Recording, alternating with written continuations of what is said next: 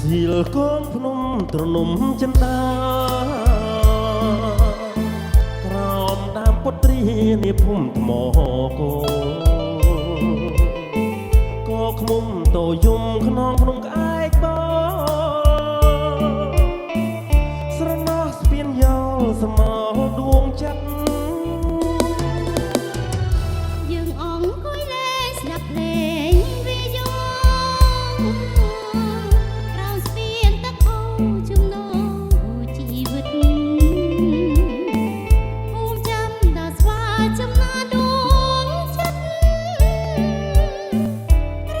ព្រះអម្រិតដែលផ្ដិនអារាថ្ងៃនេះយើងស្គាល់ឋានសួគ៌ពិតហើយម្ចាស់ស្នេហ៍បងអើយកំប្រែចិនដា